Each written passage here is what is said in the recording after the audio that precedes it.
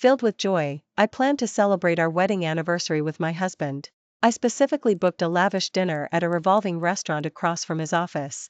But my husband, who had promised to leave work early to be with me, sent a text message: "Grace, I'm sorry, I have to go out and entertain a client shortly, so I won't be coming home tonight." I was left to enjoy the delicious meal all by myself. Unexpectedly, my phone suddenly buzzed with photos of my husband being intimate with another woman. The background, incredibly, was my place. I frantically dialed Marcus's phone, wanting to ask him what he was doing. But after a long time, the call still didn't connect. Suddenly, I received a few text messages. "Grace, Marcus is tired and fell asleep. Could you please stop calling and disturbing him?" Back home, I stood at the bedroom door. The bedroom door was slightly ajar, and I could hear a woman's soft moans from inside. Through the crack in the door, I saw Marcus thrusting frantically. He looked even more aroused than he had been when we were newlyweds. Their movements were so intimate, it was as if I had never existed. I stormed in and violently pulled the entangled couple apart. Marcus, suddenly interrupted, looked clearly annoyed. But the moment he saw me, he became frantic, desperately trying to explain himself. Before he could even speak, Chloe suddenly knelt before me and said, "Grace, I'm so sorry. I just couldn't bear to see Marcus in pain." Seeing Neil, Marcus immediately tried to pull her up. "No, it's all my fault. I couldn't control myself. I deserve this." He turned to me. "Grace, I'm sorry. It's all my fault. Don't blame Chloe." Then, looking at me again, "She was a good girl before she met me. I couldn't control myself and forced myself on her." Chloe stood by, gazing at Marcus with an expression of adoration. Her saccharine act and feigned innocence were too much for me to bear. I slapped her across the face. Marcus abruptly shielded Hello, and snarled at me, "Grace, how could you bully her?" His voice was cold as ice, as if I were the one being unreasonable. "I'm making a scene? You're cheating. What's wrong with me hitting the other woman?" Marcus ignored me. He gently embraced Chloe and softly consoled her. "Chloe, don't cry. It's okay. Marcus is here." My once gentle and considerate husband was now holding another woman right in front of me. For the first time, I found him utterly repulsive.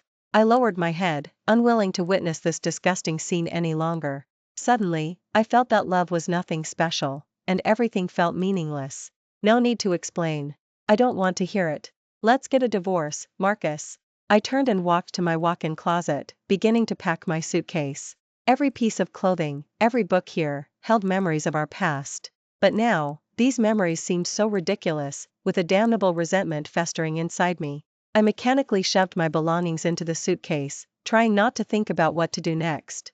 When I finished packing, I dragged my suitcase out of the room. In the living room, Marcus was helping Chloe sit on the sofa. Their intimacy stung my eyes. I made up my mind and headed straight for the front door. Before I could walk out, Marcus grabbed me. "Grace, what are you doing?" "I'm moving out. Get a divorce with me, now." My voice sounded unbelievably calm. Marcus looked up at me as if I had said something utterly inappropriate. "Grace, don't be ridiculous. Some words, once spoken, can't be taken back. You know I have a bit of a sex addiction, and I truly couldn't help myself with Chloe. Can't you try to understand my predicament?" Marcus looked at me with an accusing gaze, as if I had done something unforgivable. "So, if that's the case, were you looking for other people when I wasn't satisfying you?" Marcus fell silent. Before, I had my suspicions, but it wasn't until today, seeing it with my own eyes, that I truly realized how why worthless this man was. I looked at this home where I had lived for nearly 10 years and calmly told him, "I'm serious. In a couple of days, I'll have the divorce papers ready. Grace, I'm a man. Aren't all men like this? Whatever you want. Just think it over carefully," he said flatly, as if my decision had no effect on him whatsoever. I made up my mind and walked straight to the front door, though deep down, I still secretly hoped he would admit his mistake. "Grace." Marcus's voice came from behind me. I stopped, and a glimmer of hope ignited in my heart. "Once you're done with your tantrum, just come home," he said coldly. My hope shattered instantly. I pulled my keys from my bag and threw them heavily onto the shoe rack. I recalled that before I met Marcus, I had actually planned to be someone who preferred to stay single. This stemmed from my mom's teaching: men's vows are not to be trusted, never give your whole heart to a man. But after meeting Marcus, my perspective completely changed. I began to believe that not all men were deceivers, some were worthy of lifelong commitment.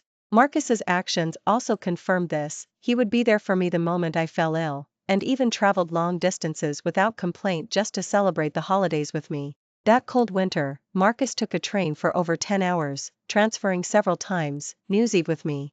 In fact, New Year's Eve and stayed up until midnight with someone else. When I was little, my family used to celebrate the holidays and stay up until midnight, but my parents were never home. So every year, at this time, I was always alone in the house. Eating frozen pizza alone, watching the New Year's Eve TV special on TV. Thousands of lights, but I was alone.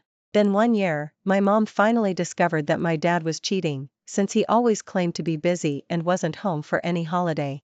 That's how she found out. For every holiday, he would be at that woman's house celebrating with her. Before long, my dad indeed abandoned my mom and me. From then on, my mom didn't like coming home for the holidays either, so every year, I was still all alone. After I met Marcus, whenever he saw me celebrating the holidays alone, he would bring me to his place. At first, I worried about bothering him and his family, so I resisted going to his house. Later, he and his parents welcomed me so warmly, and it was at his home that I first felt the warmth of a family. After my mom remarried and completely gave up on me, Marcus comforted me, promising to work hard and give me a home for the two of us, no matter what it took. At that time, I believed this was my ultimate destination for the rest of my life. But now, reflecting on the scenes I witnessed today, it turned out that the love I had hoped for with all my might was nothing but a joke. Back at the hotel, I tried to calm down for a long, long time, from day to night. My phone rang again. This time, it was an unknown number. I hesitated for a moment but answered the call. Chloe's sickeningly sweet voice came from the other end of the line. Marcus wants you to come back tomorrow to discuss the divorce in detail.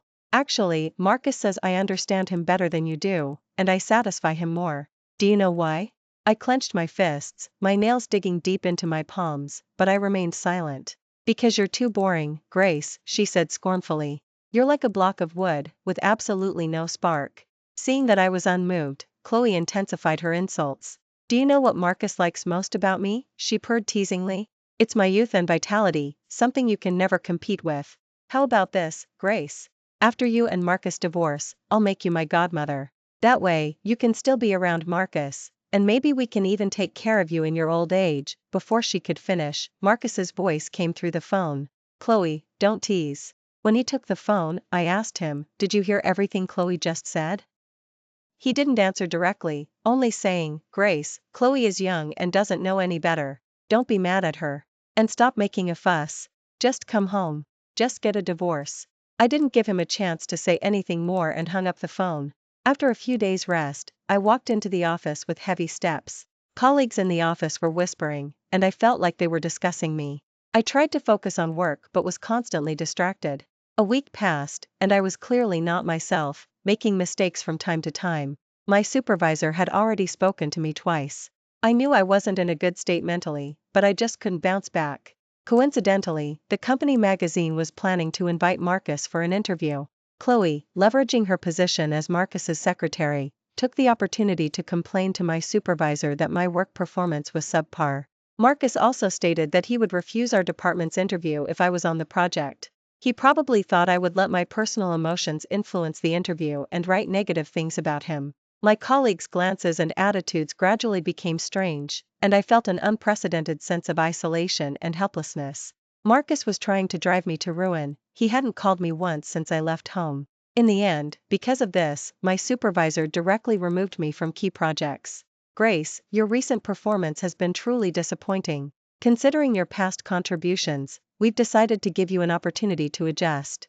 I hung my head, listening as my supervisor announced the decision to transfer me from the planning department to the production department.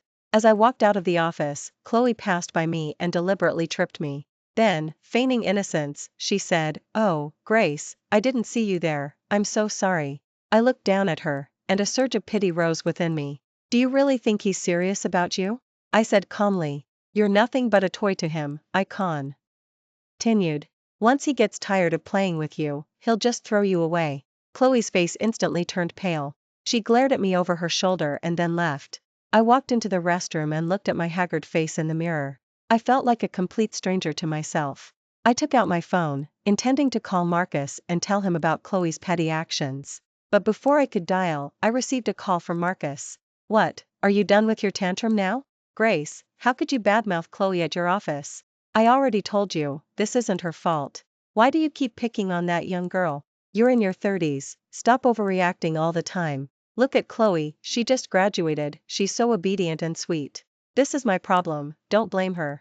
His words made it sound as if he was completely blameless, and I was just making a fuss all by myself. But he was the one who cheated first, he failed to uphold the most basic loyalty in marriage. Before he could finish rambling, I hung up the phone and then blocked the number. A jerk is a jerk, indeed.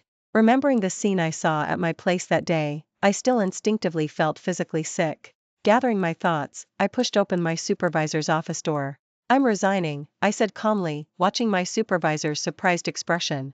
I began to detail the unfair treatment I had suffered during this period, and at the same time, handed over the relevant documents I had collected to my supervisor, demanding reasonable compensation. My supervisor's expression changed several times as he saw the thoroughly prepared documents in my hand. In the end, he reluctantly agreed to my demands. The moment I walked out of the office doors, I felt an unprecedented sense of relief. Just as I was about to catch a cab back to my rental apartment, a familiar voice called out to me. Grace? Is that really you? I turned around, and it was my university classmate, Liam. He greeted me enthusiastically and began to ask how I'd be. And knowing I had just resigned, he was happy for me, saying I had regained my humanity from being a corporate drone. His humorous banter lightened my heavy mood a bit. Before he left, Liam also asked if I wanted to attend next week's class reunion. I hesitated, not immediately agreeing, only saying I'd think about it. Back at my rental apartment, I opened the university alumni group chat, which I hadn't checked in ages. Everyone was discussing the upcoming reunion. Looking at all the familiar names, I remembered those carefree university days. Back then, besides Marcus, I also had a group of sincere classmates and friends. We attended classes, ate meals, and pulled all-nighters to finish assignments together, sharing many unforgettable moments. Suddenly, I realized my life wasn't just about Marcus. With that thought, I picked up my phone and sent a message to Liam. Add me to the reunion next week. The moment I pressed send, I felt like the cheerful Grace of the past was back. Shortly after sending the message, my phone vibrated. It was Liam replying, asking if I wanted to have dinner together that weekend. I was about to agree when I suddenly remembered the scene at the office entrance today. Liam had seen my hair was a bit messy and naturally reached out to fix it for me. In that moment, I felt a flicker of warmth from someone I hadn't seen in a long time. My phone vibrated again, it was Marcus calling. I hesitated for a moment but answered. Grace, where are you right now?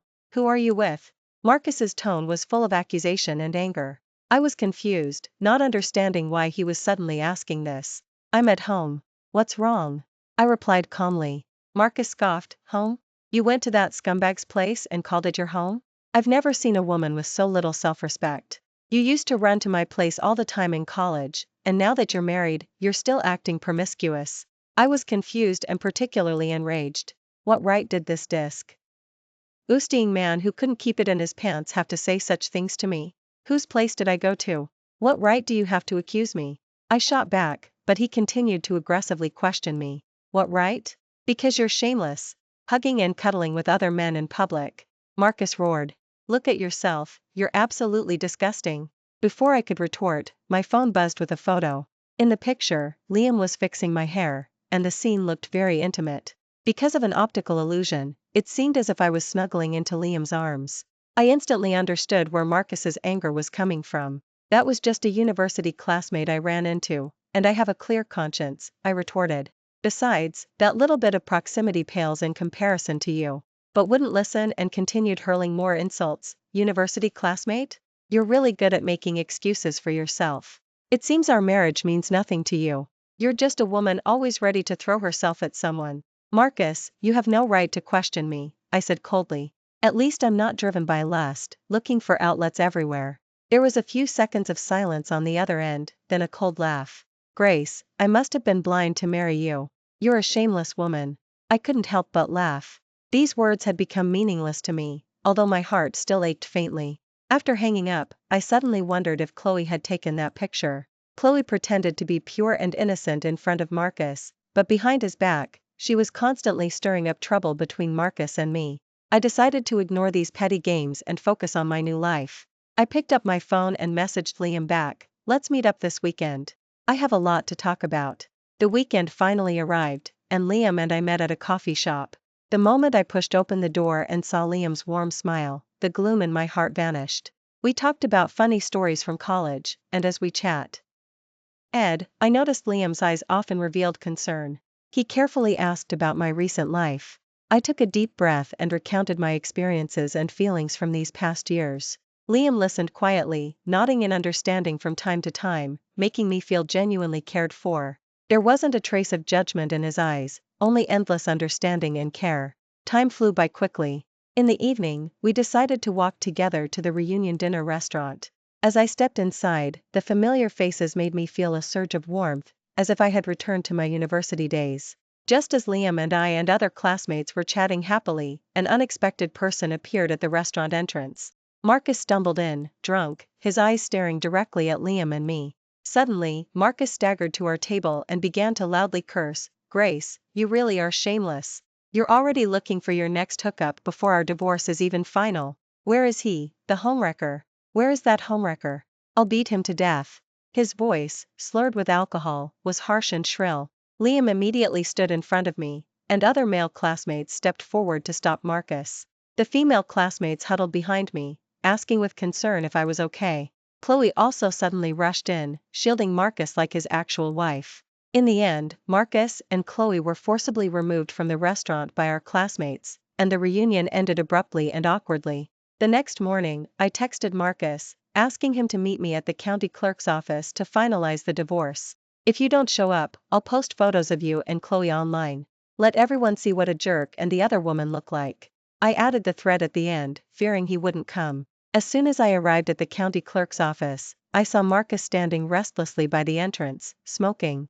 He saw me and staggered to his feet. He looked quite haggard, but I no longer felt any pity for him. The moment I signed, I felt an unprecedented sense of liberation. Marcus silently transferred half of our assets to me. I didn't say anything more. I had originally planned for him to leave with nothing, but since he was so readily compliant, I decided not to push it.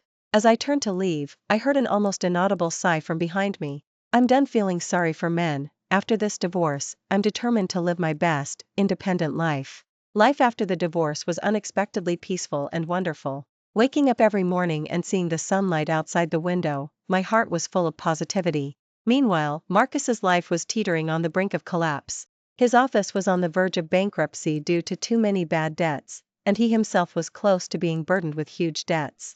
Upon hearing the news, Chloe immediately rushed to Marcus's side to comfort him. "Don't worry, Marcus, I'll always be by your side." Marcus looked at her coldly, but images of struggling hard after graduation flashed through his mind. It was I, Grace, who starved and pulled all-nighters with him then, and who stuck by him through thick and thin. He suddenly felt as if he had lost something important, filled with deep regret, yet powerless to undo it. Chloe keenly sensed Marcus's distress, and a hint of uneasiness rose in her heart. She became anxious and insecure, terrified that Marcus might go back to me. For days, she remained constantly by his side. But's office still could not escape the fate of bankruptcy. In his despair, he thought of me, hoping to find a sliver of comfort. "Grace, I know I shouldn't bother you, but I'm truly at the end of my rope. I shouldn't have spoken to you that way last time. I was just so angry seeing you with someone else. Our tickets for our trip to Japan are still unused, you." I coldly cut him off. "I'm sorry, we have no relationship anymore. And who I'm with is none of your business." The moment I hung up, I faintly heard his painful sobs. My heart was completely I even felt a thrill of satisfaction. Just then, Chloe seized the opportunity to approach Marcus, offering to give him everything. "Marcus, let's get married. I'll get through these tough times with you." Marcus was silent for a long time, then finally shook his head. "I'm sorry, I already failed Grace. I can't do anything else to hurt you. Back then, I just wanted to have some fun, but I ended up losing my Grace." Chloe broke down crying, but still clutched Marcus's hand, unwilling to let go. "It's okay, Marcus. I'm willing to wait for you, until the day you forget Grace." But he no longer wanted to hurt anyone, nor did he want to deceive himself. "I have a way, I can help you get through this difficulty." In the end, he still didn't send Chloe away. Looking at Chloe's back beside him, Marcus fell into deep self-reproach and regret once more. After returning to my hometown, I found a job as an editor at the newspaper office. The busy and fulfilling days gradually brought me peace. Occasionally, colleagues would mention news about Marcus's office, but I would just sigh softly. The person I once cared so much about was now irrelevant to me. When I learned that Marcus's office was on the verge of bankruptcy, my heart felt no ripple. I was merely a little curious. What would that spirited, ambitious man look like now? Just then, Marcus suddenly appeared before me. He was much more haggard, as if he had aged 10 years overnight. His once sharp suit was long gone, replaced by a wrinkled old shirt. His hair was disheveled, his beard unshaven, his eyes bloodshot, and his under-eye bags heavily swollen. Those once confident eyes now held only deep regret and despair. Marcus's lips were cracked, and his voice was hoarse as he spoke. Grace, I really messed up. As he spoke, tears streamed down his face uncontrollably. That spirited, successful man had now fallen to such a state. Grace, I'm sorry, I know I was wrong. Please, just give me one more chance. I'll truly change.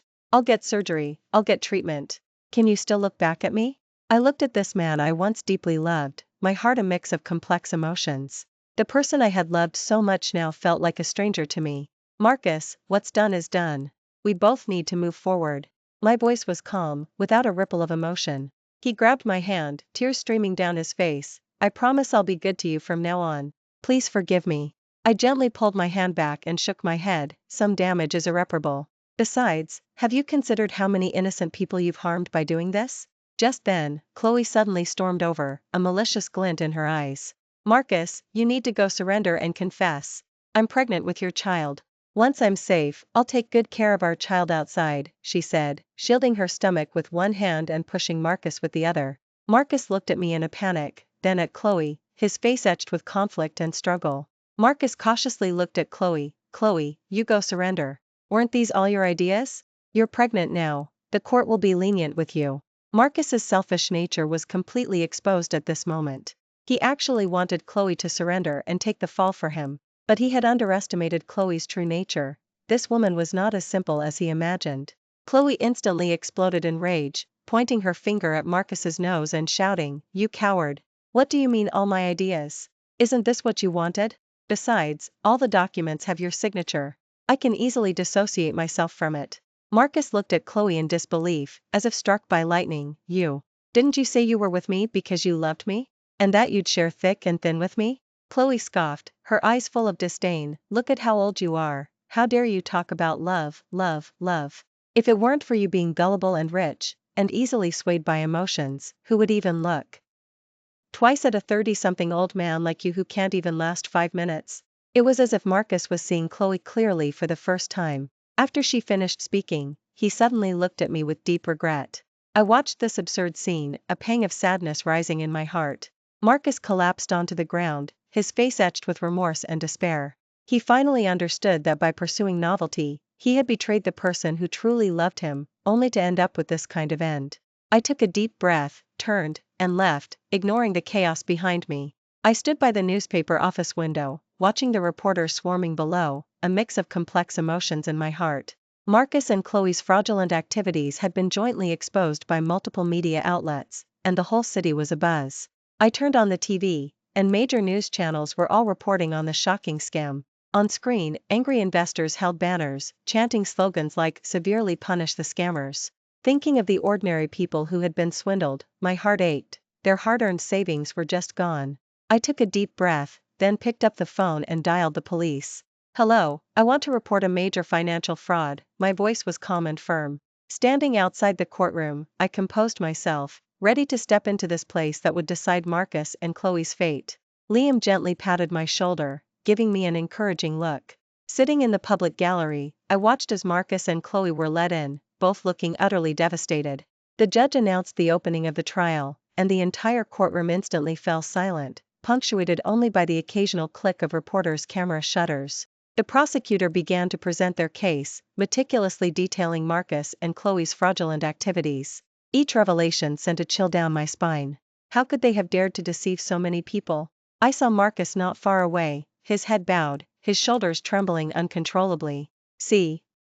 Chloe, meanwhile, was deathly pale, her eyes vacant. When the prosecutor mentioned the staggering amount of investment they had swindled, I heard angry shouts erupt from the investors behind me. "Order in the court! Just then, Chloe suddenly stood up and cried out, "I can't take this anymore, my stomach is in excruciating pain." Then she collapsed to the floor. A stream of blood suddenly appeared beneath her. The courtroom immediately erupted into chaos. Medical personnel quickly arrived, carrying Chloe out of the courtroom. Marcus watched Chloe being taken away. A complex expression flickered across his face before he lowered his head again. After the recess, I heard that Chloe had suffered a miscarriage due to the immense stress and had completely broken down on the spot. When the trial resumed, Marcus voluntarily stood up, his voice trembling as he said, "I plead guilty, and I beg for a chance to atone for my sins. I want to apologize to everyone, especially my ex-wife." I looked up at him, a storm of conflicting emotions in my heart.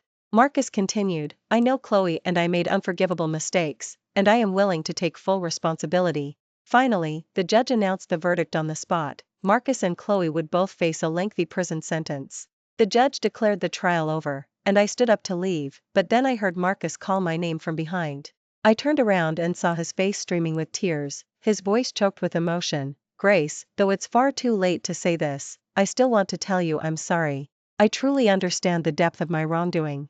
I was selfish, always benefiting from your sacrifices while choosing to ignore them. Losing you, my life feels utterly meaningless." I took a deep breath and said calmly, "I hope you can truly repent and strive to become a better person." I watched Marcus being led away. He glanced back at me, his eyes brimming with remorse and a profound sense of loss. Walking out of the courtroom, I felt a wave of exhaustion, but also an incredible sense of liberation in my heart. Liam followed behind me, softly saying, "Grace, there's something I need to tell you." I turned around, seeing the sincerity in Liam's eyes. I had a strong feeling what he was about to say. He took a deep breath, finally mustering his courage. "Grace, I've been by your side all this time. You must know my feelings for you, haven't you? I have strong feelings for you, and I hope we can be together." I gently shook my head and replied softly, "Liam, thank you for your kindness, but right now I just want to live my own life." A hint of disappointment flickered in Liam's eyes, but he quickly regained his composure, nodding and saying, "I understand. Once you're ready, I'll keep trying." Life flowed on, quiet and steady, each day a fresh beginning. I gradually adjusted to the rhythm of living independently. Work, rest, exercise, everything was in order. I began to cherish my solitude, slowly learning to appreciate the simple joys of life. 6 months later, I heard from Liam that Marcus and Chloe were not faring well in prison. The amount they had swindled was so large that they were often subjected to harassment and ostracization from other inmates. Marcus's days of privilege and comfort were long gone, every day was a torment. Chloe, weakened by the miscarriage, was often bullied to tears. Hearing these reports, I felt a complex mix of emotions, but I chose not to dwell on it. Slowly, I began to reevaluate my life and consider my future path. After returning to work, I poured my heart into my work and quickly earned the recognition of my superiors. In just a few years, I climbed the ranks from an ordinary editor to editor-in-chief, eventually becoming a partner in the magazine. I was no longer haunted by the shadows of the past, but instead looked towards the future with hope. I was no longer Grace, who once relied on others for everything, but Grace, who was now in control of her own destiny.